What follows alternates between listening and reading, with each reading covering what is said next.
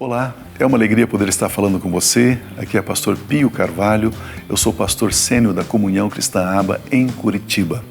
Nós estamos disponibilizando esse material para você e vai fortalecer você, edificar, vai preparar você para viver uma vida cristã abundante, uma vida cristã vitoriosa. Você vai ter um louvor e logo a seguir uma mensagem, a mensagem que nós gravamos nos nossos cultos aqui. Todos os domingos nós temos aqui culto pela manhã às 9h30 e também às 18 horas. Abra o seu coração, receba a palavra, seja fortalecido, continue abençoado em nome de Cristo Jesus. Amém.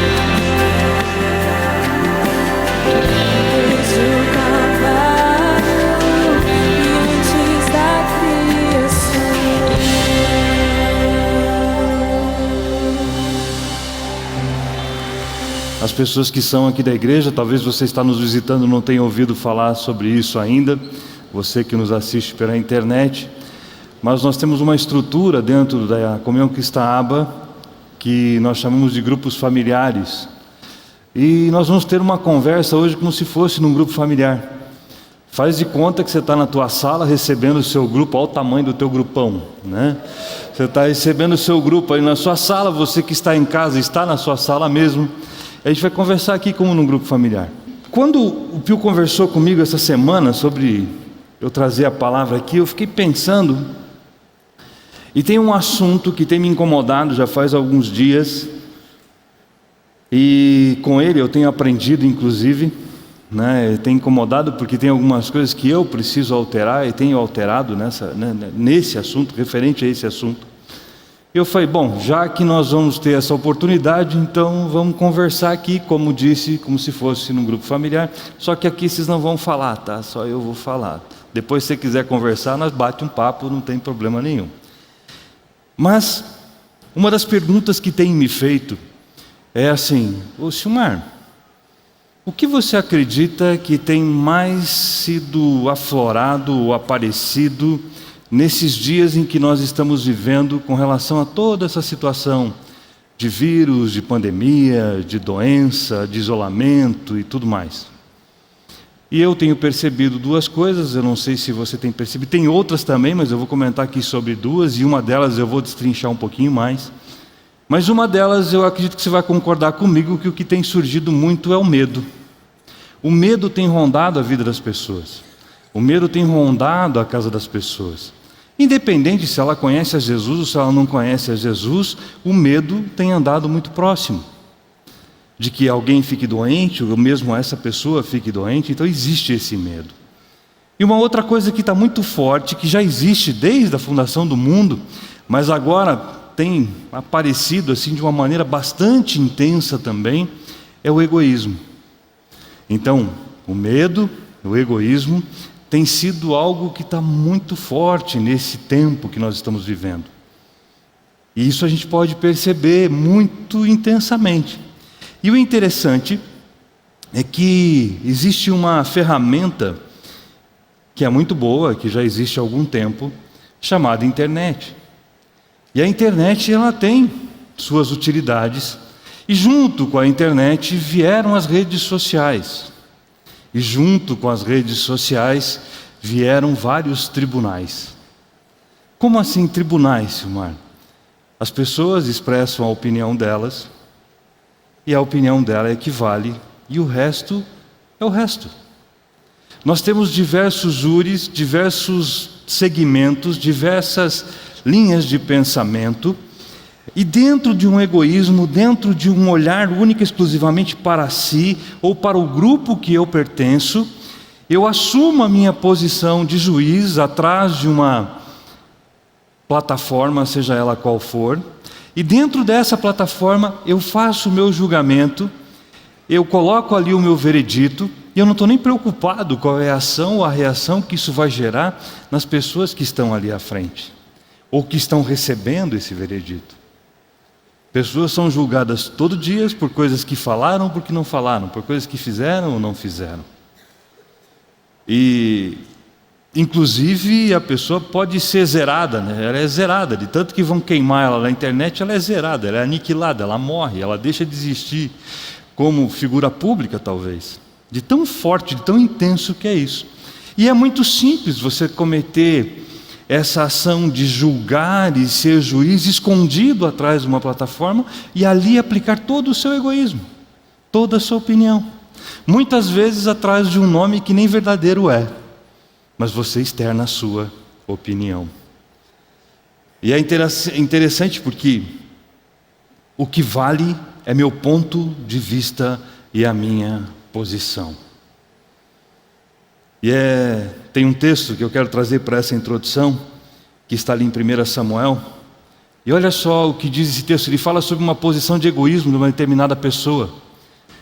Por que você não obedeceu ao Senhor? Por que se lançou sobre os despojos e fez o que o Senhor reprova? Disse Saul, mas eu obedeci ao Senhor. cumpri a missão que o Senhor me designou. Trouxe Agag, o rei dos amalequitas, mas exterminei os amalequitas. Os soldados tomaram ovelhas e bois do despojo, o melhor do que estava consagrado a Deus para a destruição, a fim de os sacrificarem ao Senhor, seu Deus, em Gilgal. Samuel, porém, respondeu: acaso tem o Senhor tanto prazer em holocaustos e em sacrifícios, quanto em que se obedeça a sua palavra? A obediência é melhor do que o sacrifício, e a submissão é melhor do que a gordura de carneiros. Pois a rebeldia é como o pecado de feitiçaria, e a arrogância como o mal da idolatria. Assim como você rejeitou a palavra do Senhor, ele o rejeitou como rei. Estou falando um pouquinho sobre egoísmo. Saul tem uma conversa com Samuel no início desse capítulo. Samuel diz a ele: eu te ungi como rei e tal, você foi separado, e Deus te dá uma missão, Saul.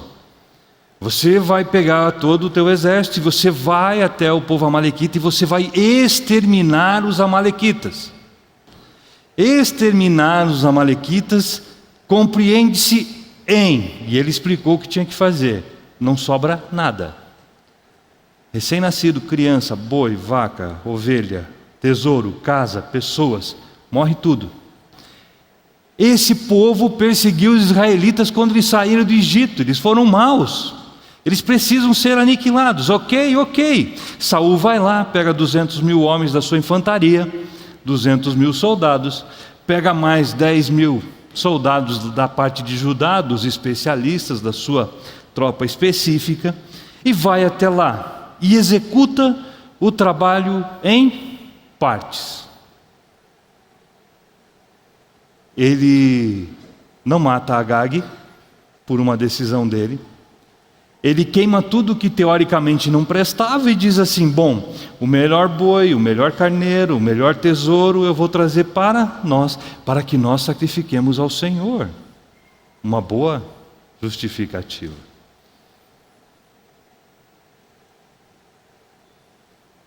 Quando Saul toma essa decisão, ele diz assim: eu sou o rei, eu mando, eu desmando, eu prendo, eu solto. Eu compro, eu vendo, eu falo e desfalo, eu faço o que tem que ser feito e acabou. Olha só, eu não sei se você já viu aquela pessoa que de repente, você conhece essa pessoa, que começa um negócio pequeno, eu empresa, ou eu presa, ele é o funcionário e é tudo dentro dessa empresa. E de repente ele começa com a área de vendas e começa vendendo de porta em porta. Nessa época que ele está vendendo de porta em porta, ele pede conselho para um monte de gente. Conselho é bom, na multidão de conselheiros há sabedoria. Ele pede conselho, ele recebe estratégias, ele diz assim: Deus me ajuda, e ele ajoelha, e Deus, o Senhor está comigo, eu vou vender, e sai vender, e trabalha, e Deus está comigo, e aleluia, vendi, e Deus, e eu estou fazendo, e Deus está comigo, e eu estou fazendo, e estou conquistando, e eu conquisto, e eu faço, e eu cresci, e eu sou maravilhoso, eu sou extraordinário, sou o melhor empresário da cidade de Curitiba, eu sou o cara. E Deus, cadê? Ficou lá atrás. Os conselheiros, cadê? Lá atrás. Uma das coisas, presta atenção nisso, é muito sério. Uma das coisas que derrubam uma empresa, derrubam uma pessoa, é o sucesso. Porque do jeito que eu estou fazendo, dá certo, ninguém tem nada que opinar com aquilo que eu faço. Então deixa com o Beck, que está tudo dominado, e esse cara sou eu estou na frente, eu domino, se quiser vir, vem atrás, se não vier eu vou sozinho e você se dane. Saul fez mais ou menos isso. E aí nessa noite que ele toma essa decisão, Deus vem conversar com Samuel, e ele diz assim: Samuel, o negócio é o seguinte, eu me arrependo.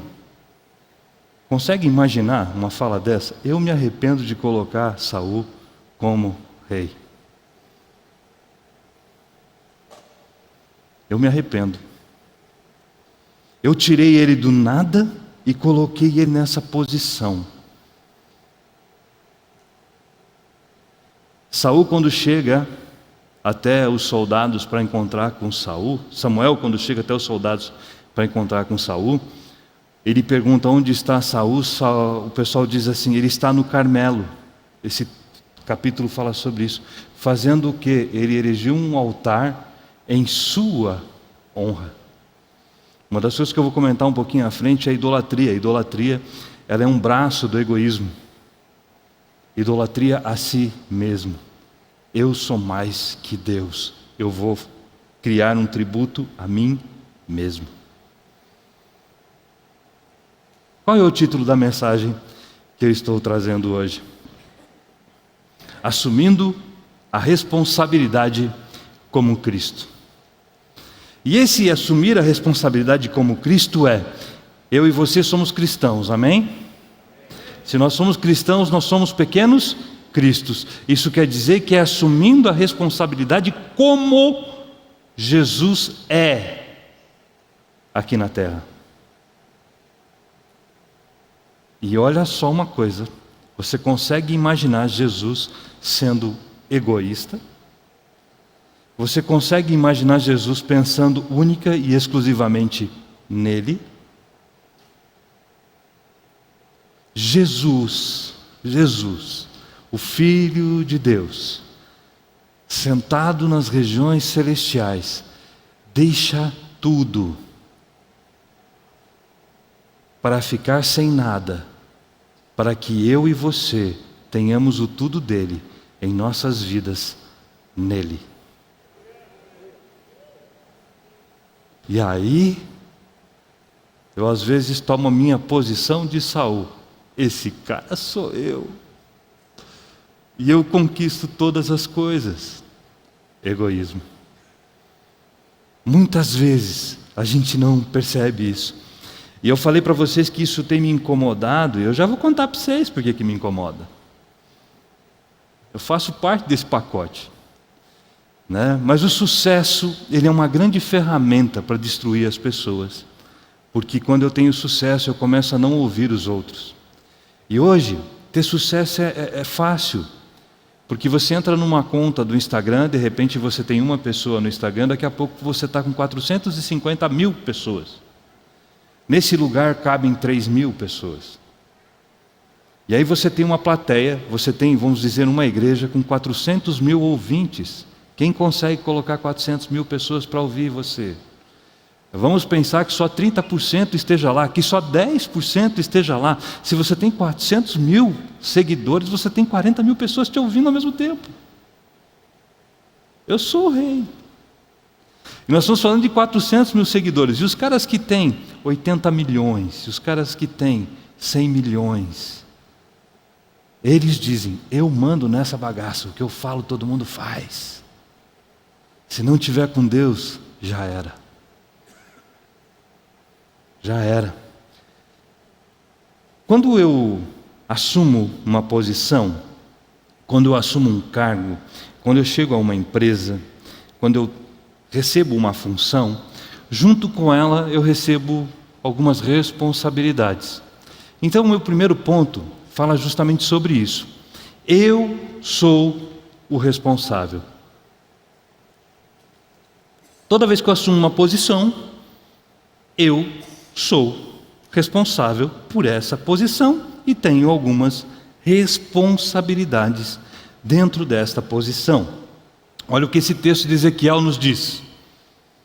Aquele que pecar é que morrerá. O filho não levará a culpa do pai, nem o pai levará a culpa do filho. A justiça do justo lhe será acreditada e a impiedade do ímpio lhe será cobrada. Nesse texto está falando sobre pecado, então aquele que peca é o que assume a bronca. Pecou, você vai assumir a bronca, beleza? É você o responsável por isso, ok. Mas vamos pegar, nesse texto, tirar a palavra pecado e vamos colocar ali as ações. Então aquele que age, aquele que comete uma atitude, aquele que faz alguma coisa, aquele que decide, ele é o que vai assumir. Ali está como morrerá, mas vamos dizer assim, esse assumirá aquela ação tomada por ele. Ou seja, a responsabilidade é da pessoa que toma a decisão. Muito bem, nós temos alguns apacentadores de grupo familiar aqui, sim ou não? Levanta a mão assim, dá um. Isso, legal, temos alguns, muito bem. Será que já aconteceu com você, aquela ovelha, né, aquela pessoa, membro do seu grupo familiar, que vem perguntar uma coisa para você, e é aquela pergunta que a gente usava às vezes ali, a palavra a gente usa ainda, né, aquela pergunta casca de banana, que é para dar uma escorregadinha, né? Então ela coloca uma pergunta para você, dizendo assim: olha, o que você acha disso? O que você me indica? Se você indica A e dá B, a responsabilidade é sua. Se indica B e dá A, a responsabilidade é sua. Se você não indica nada, a responsabilidade é sua. Por quê? Porque existe uma terceirização das coisas. Existe muito isso, muito intenso nessa questão do terceirizar aquilo que irá acontecer, né? Então eu preciso assumir uma responsabilidade, só que eu terceirizo. Eu vou e terceirizo. Então está lá aquela pessoa assim e diz assim: olha, eu estou com essa dificuldade aqui, você é apacentador. Aí você dá um retorno para ela diante da palavra de Deus. Ela fala assim: não é a resposta que eu quero ouvir. Ela vai para uma segunda pessoa, que dá uma resposta igual àquela que você deu, porque ela está baseada na palavra de Deus. Ela vai para uma terceira pessoa, e ela está esperando a resposta que ela quer ouvir, ainda não chegou. E ela vai para uma quarta pessoa, e ela vai para uma quinta pessoa, e ela vai para a sexta, para a sétima, para a oitava, para a nona, para a décima. Chega no final do tempo, alguém responde aquilo que ela quer ouvir. Ela cai de joelho e diz: Senhor, o Senhor respondeu a minha dúvida. Por quê? Ela quer jogar isso para outra pessoa. Por quê? Porque ela está sendo o quê? Egoísta. Ela está pensando nela. Ela não quer assumir a responsabilidade. Não quer assumir a responsabilidade. Não assume essa responsabilidade. Ah, no governo está cheio de corruptos. Está. Mas já parou para pensar que talvez a corrupção comece dentro das nossas casas? Muitas vezes, nas pequenas coisas. Muitas vezes, nas pequenas coisas, a corrupção acaba acontecendo. A culpa é do outro, porque o outro, aí como o outro faz alguma coisa errada, eu também vou fazer uma pequenininha. Não sou eu, é o outro que fez. Aí como ele faz, eu também vou fazer. Tem algumas pessoas que eu conheço aqui que quando eu falar sobre isso vão lembrar disso, eu tenho quase certeza. Há uma determinada época, não faz tanto tempo assim, a gente comprava algumas determinadas marcas de carro, e junto com esse carro vinha um famoso rádio chamado Rio de Janeiro. Quem já teve um Rio de Janeiro dentro do carro? Não precisa levantar a mão, senão você vai entregar a sua idade. Mas aí, para você dar uma incrementada nesse grande volume de som e para você deixar uma sonzeira dentro do carro, você colocava um amplificador. Você colocava um tojo. É isso aí, Ney. A gente colocava um tojo cheio de luzinhas. Quando subia aquela luzinha verdinha, amarelinha e vermelha, o som estava extravagante dentro do carro. Parecia a mesa de som que nós temos na igreja, cheia de botãozinho para você modular aquilo. E aí você colocava aquele equipamento todo dentro do seu Fuscão 1971, aquele tampão aveludado na parte de trás, roda Cruz de Malta, volante zero, todo acarpetado por dentro, banco Procar, era Recaro. É meu caso esse Fuscão, tá? Estou contando o meu Fuscão para vocês, um 1500, 1971, branco, olho de sapo. Quem já teve um desse? Alguns já tiveram um desse. E aí você chega com aquela sonzeira na casa da sua namorada, o Romulo nem sabe o que é tojo, nunca viu isso, e alguns aqui nem fazem ideia do que seja isso, né? Mas alguns sabem, depois procura na internet que você vai achar nos museus essa coisa.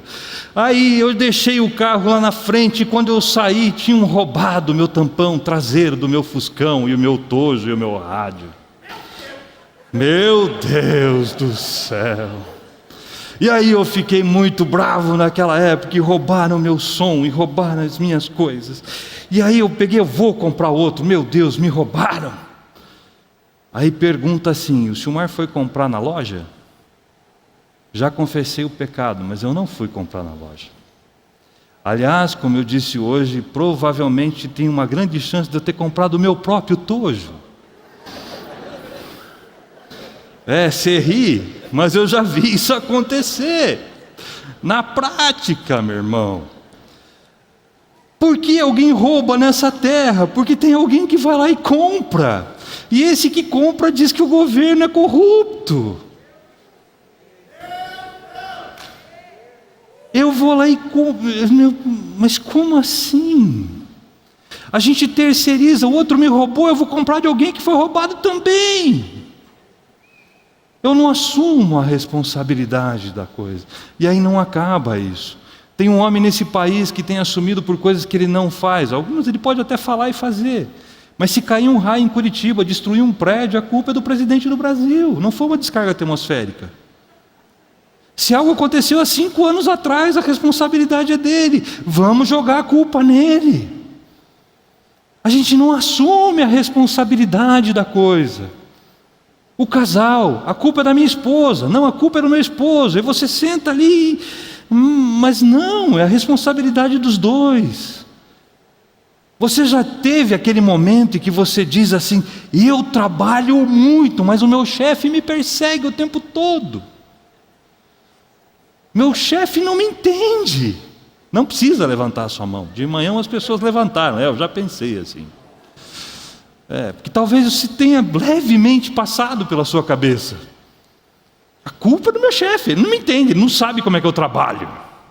A culpa é do meu pai, a culpa é da minha mãe, a culpa é do meu vizinho, a culpa é da minha amiga, a culpa é do meu amigo, a culpa é do outro. Por isso, que eu responsabilizo o outro, porque eu sou o quê? Egoísta. E esse é o terceiro ponto. Por que eu responsabilizo o outro? Porque eu só estou pensando em mim. Por que eu responsabilizo o outro? Porque eu só penso em mim.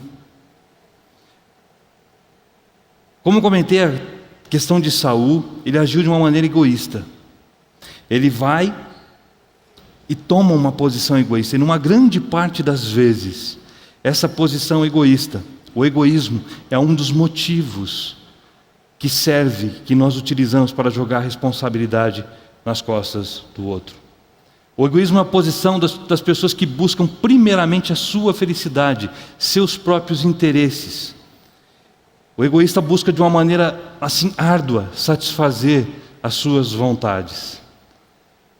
E responsabilizar o outro está nessa parte do egoísmo, porque o outro é culpado, eu não tenho culpa, eu estou livre disso tudo.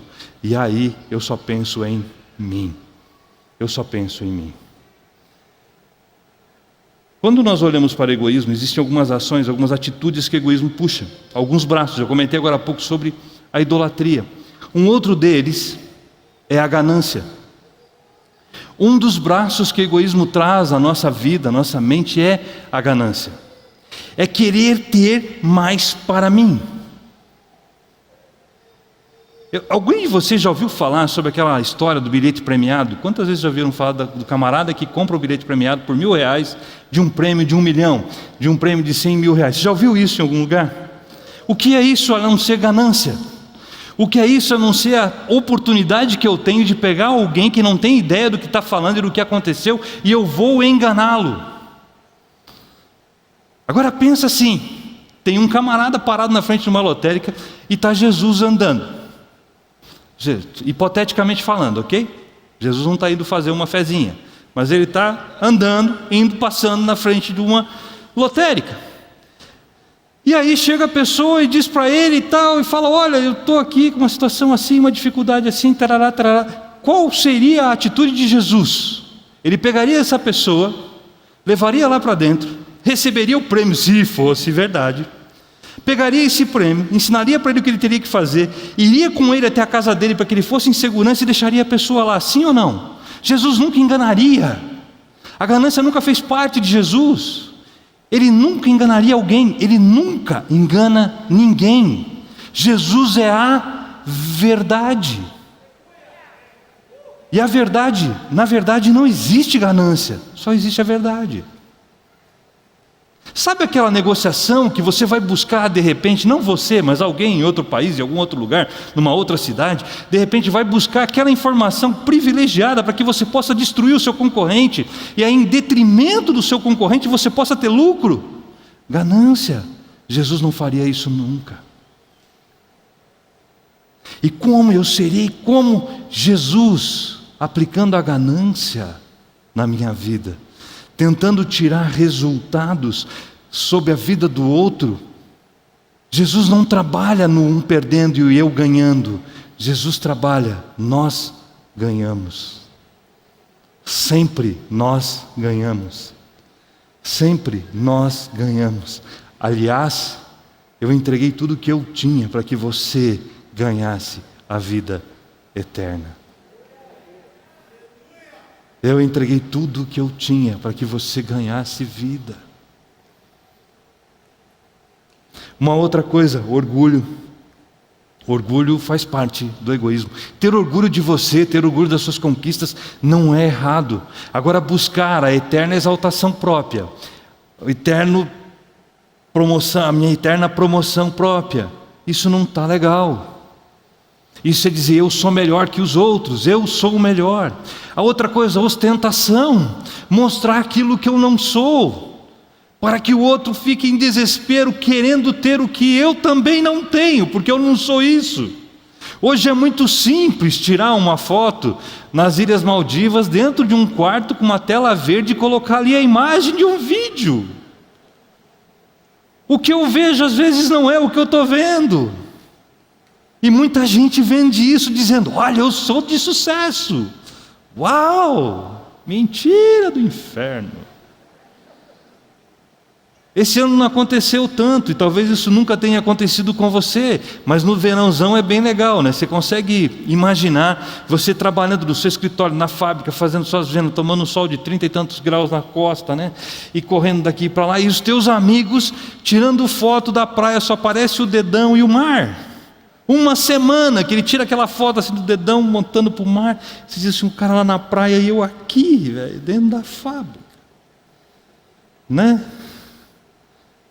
Que coisa horrível. Aí já vem a inveja, já vem não sei o que. Eu queria estar nesse... Meu Deus. Né? Aí com isso vem a cobiça. Eu quero o que ele tem. E aí da cobiça vem a pretensão. Ou seja, todas as pessoas, inclusive o próprio Deus, devem servir a mim. Egoísta. Jesus serviu a todos. E como eu comentei, a idolatria, fazer de si mesmo o seu Deus, ama mais a si mesmo que o próprio Deus. Eu comentei com vocês que eu comecei a pensar sobre isso esses dias, e foi por causa de uma situação que aconteceu. Você pode até achar que a situação é meio boba, mas para mim foi muito forte. Tem um restaurante que eu vou sempre, e as pessoas com um pouco mais de experiência, vamos assim dizer, costumam ir muito lá. Então nós temos muita gente com terceira idade e tal. É um restaurante bem legal, assim, self-service, bem bacana. E eu, pensando nas minhas coisas, nos meus problemas e nas coisas que eu tinha para resolver e tal, eu peguei a comida, fui até a mesa, esqueci de pegar os talheres, levantei, coloquei a máscara, a luva e fui buscar os meus talheres. E eu pensando nas minhas coisas, não olhei nada que estava à minha volta. E quando eu chego ali, vou pegar o talher, eu esbarro num senhor que estava com bastante dificuldade, questão de saúde, esbarro, quase derrubo ele. Eu viro e eu saio, dou uns 3 passos, opa, o que eu fiz? Eu volto, olho para ele e pedi desculpa. Grande coisa pedir desculpa, depois que eu já tinha feito isso. Eu poderia ter derrubado ele. Eu tinha algum compromisso já logo após o almoço, ali logo em seguida? Não. Eu estava com tanta pressa assim? Não. Tinha alguma coisa tão extraordinária que eu tinha que fazer, que eu tinha que passar por cima de todo mundo para fazer o que eu estava fazendo? Não.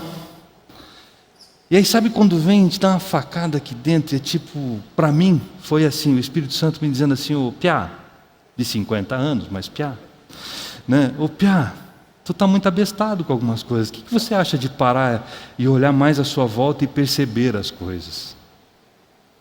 E eu comecei a olhar a partir desse dia para tudo, as minhas ações, as minhas atitudes, e começar a perceber que em muitos momentos, em pequenas coisas, muito egoísmo. E aí aconteceu uma outra situação bem interessante. Estou indo num determinado shopping, eu estou vindo com o carro, entro aqui assim, eu já estava indo embora, o shopping estava bem lotado. Nisso está vindo, um shopping que tinha 2 vias assim, vindo uma caminhonete bem grande. Pensa na caminhonete. E tinha uma vaga. E eu estava bem perto desse cara. O que esse camarada fez? Eu imagino que ele pensou que eu pegaria aquela vaga. Ele joga o carro na contramão, joga em cima de mim. Eu paro, quase dou uma batida dentro do estacionamento do shopping. Eu paro, fico olhando para ele, está ele e a esposa. Ele começa a manobrar aquele caminhão lá, tá, e vai, porque daí ficou fora de posição, porque ele veio todo atravessado. Eu olhando aquilo, e sério, eu estava olhando, só olhando. Eu não falei nada, eu fiquei olhando. Ele manobrou, aí eu fui saindo e fui olhando assim para ele. A esposa dele me fez um sinal que eu não posso mostrar para vocês aqui. Eu não posso mostrar esse sinal, mas meus irmãos e minhas irmãs, se há um tempo atrás, eu teria feito uma semeadura tão grande na vida daquele homem, porque eu plantaria a minha mão na orelha dele certamente. Eu faria isso sem pensar 2 vezes. Eu daria com essa mão que Deus me deu, na orelha que Deus deu a ele também. Eu não ficaria só olhando para ele em hipótese alguma.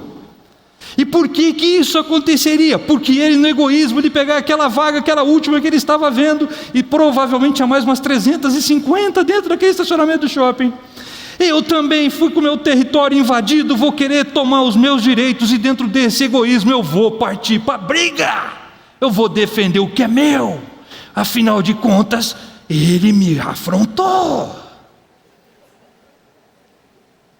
Eu não falei isso de manhã, mas hoje em dia, se você, não é que nem eu fazia antes, que a gente resolvia tudo na mão, né, cara? Se eu vou dar um peteleco nele, ele tem um revólver, eu tomo um tiro. Eu não chego em casa. Mas quantas brigas acontecem por causa de egoísmo puro? E aí na segunda-feira, sai nesses jornais que você torce e sai sangue, pastor planta a mão na orelha de uma pessoa dentro do estacionamento e vem a falecer com 12 tiros. Por uma idiotice, por olhar para dentro de mim mesmo, por ser egoísta. Mas se fosse há um tempo atrás, eu faria isso. Por quê? Egoísmo.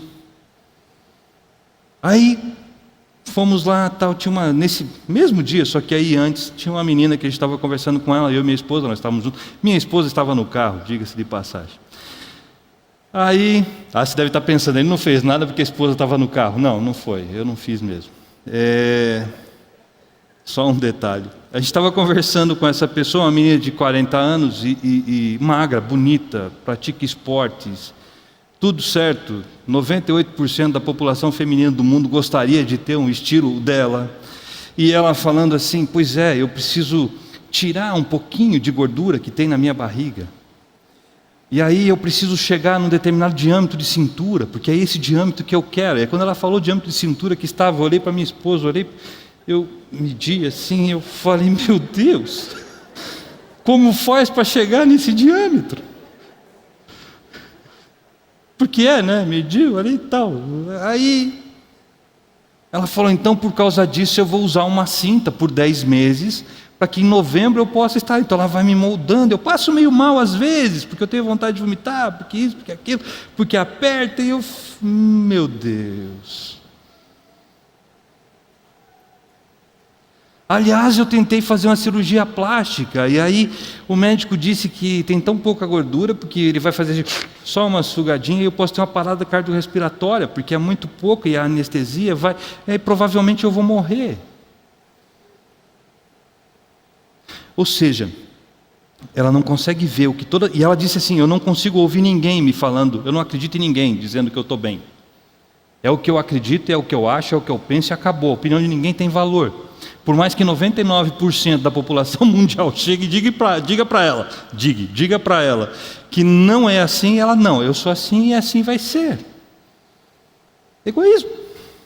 Por quê? Eu quero ser melhor do que aquilo que Deus me deu. E olha que Ele te deu é extraordinário. Então não me importa o que os outros vão dizer, não importa o que os outros vão falar. Eu quero isso, eu quero assim. Eu quero, eu preciso. É um negócio absurdo, não é? Pois é, egoísmo. E é engraçado que nós temos vivido uma fase na nossa vida que é: fique sozinho, pense nas suas coisas, não tenha relacionamento com ninguém. Criar uma máquina, criar uma situação, um ambiente que se isole. O egoísta vive sozinho. O egoísta vive sozinho. Esses dias eu atendi uma senhora e ela dizendo que estava se sentindo perturbada e que ela acreditava que estava com diversos demônios, chorando. E aí conversando com ela, há meses ela não saía de casa, há meses ela não conversava com ninguém, há meses ela não tinha acesso a ninguém, ela nem celular tinha direito. Só que ela ama Jesus, está com Jesus, Jesus está na vida dela, ela ama a Deus, mas estava já ouvindo vozes pela solidão, sozinha, isolada. Essa pessoa se sentiu triste. Muitos começam a dizer: eu sou só eu mesmo, e é eu que vou conquistar, e o resto se exploda. Então o egoísmo está sendo cada dia mais elevado na vida das pessoas. Tudo bem, eu falei muito sobre essa questão do egoísmo. Agora, como eu faço para assumir essa minha posição com essa responsabilidade? E esse é o meu terceiro ponto, respondendo isso, né? Como assumo a responsabilidade de ser como Cristo? Quando olhamos para o antônimo, né, aquilo que é o contrário de egoísta, nós temos várias palavras. Algumas delas são: a pessoa que não é egoísta, ela é altruísta, filântropa ou filântropo, humanitário, generoso, caridoso, desinteressado, desprendido, abnegado, bondoso, compadecido, desafetado, humilde, despretensioso. E tem mais uma dúzia de palavras que nós podemos dizer de como é não ser egoísta. Quer alguém mais bondoso do que Jesus, que foi lá e entregou a sua própria vida por mim e por você? Quer uma pessoa mais desapegada do que o próprio Jesus, que fez isso? Quer uma pessoa que, quando foi afrontado, ele não se sentiu afetado por isso? Jesus. Então a única forma de eu ser como Ele é imitando a Ele. E o egoísmo não faz parte da vida de Cristo. O pensar só nele não faz parte da vida de Cristo. E se Cristo faz parte da minha vida, não deve fazer parte da minha vida também. Mas como eu disse, em pequenos detalhes, às vezes a gente dá as nossas escorregadas. Olha só o que diz esse texto de Filipenses: nada façam por ambição egoísta ou por vaidade, mas humildemente considerem os outros superiores a si mesmos. Jesus foi o mestre disso. Pensa só, Páscoa, pouquinho antes da Páscoa, jantar sendo servido. Jesus tira a sua capa, pega uma toalha, passa em volta do seu corpo. Os discípulos estão sentados. Ele pega uma bacia com água, os discípulos sentados aqui, e ele começa a lavar os pés dos discípulos, servindo os discípulos. O próprio Deus de joelhos servindo os discípulos. Aí ele chega em Pedrão. Pedrão, sempre Pedrão. Pedro diz assim: não, o senhor não vai lavar meus pés. Aí Jesus olha para ele: Pedro, o negócio é o seguinte, se você não deixar eu lavar os seus pés, você não tem parte comigo. E aí Pedrão é fantástico, extraordinário, porque ele diz: então tá bom, já que é assim, lava o pé, a mão e a cabeça. Ele diz assim: Só que veja, Jesus sabia de todas as coisas, os discípulos lá sentados, inclusive um camarada que estava sentado lá, Judas, o cara que ia traí-lo. E ele foi lá, assume essa posição. E quando ele diz isso, quando ele faz isso, ele está dizendo assim: ei, presta atenção numa coisa, presta atenção. Como diz Mineirinho, presta atenção. Você tem visto o que tem acontecido, vocês me chamam de mestre, vocês me chamam de Senhor, e eu estou lavando os pés de vocês. Olhem para mim, façam o que eu estou fazendo se vocês entenderam, e façam isso para com os outros. Sirvam, porque eu os amo ao ponto de servi-los. Amem as pessoas ao ponto de servir a todas as pessoas que surgirem na sua frente. Não pense em você, porque maior é o que serve. Maior, no reino de Deus, ele é o menor. Aquele que serve. Então sirva, ame, faça isso. Olha só o que diz Tiago. Pois onde a inveja, a ambição egoísta, aí a confusão e toda espécie de males. Certamente Jesus não sentaria a mão naquele motorista da picape. Naquele momento, isso eu já tinha vencido, e eu também não fiz. Mas pensa só, onde existe egoísmo, existe confusão. Se existe muita confusão à sua volta, presta atenção se não estão tendo algumas atitudes egoístas, ou suas ou de alguém que está à sua volta. Porque para existir confusão e males, ali há o egoísmo. 1 Coríntios, olha só o que diz 1 Coríntios. O amor é paciente, o amor é bondoso, não inveja, não se vangloria, não se orgulha. O amor não suspeita mal algum. Esses dias nós estávamos conversando, e aí a pessoa falou: não, mas e se for isso aqui? O outro disse assim: o amor não suspeita mal. Não, mas não, o amor não suspeita mal. Não, o amor não suspeita. Em resumo é assim: se você ama, você não duvida. Se Jesus tivesse dúvida, ele não entregaria a vida dele. Aliás, ele amava tanto, que se entregou por nós. Jesus estava sentado, e como eu disse, os discípulos estavam sentados e Jesus estava ali lavando os pés dele. Jesus sabia o que ia acontecer. Jesus sabia que seria traído. Jesus sabia. Mas junto com isso, Jesus sabia quem era.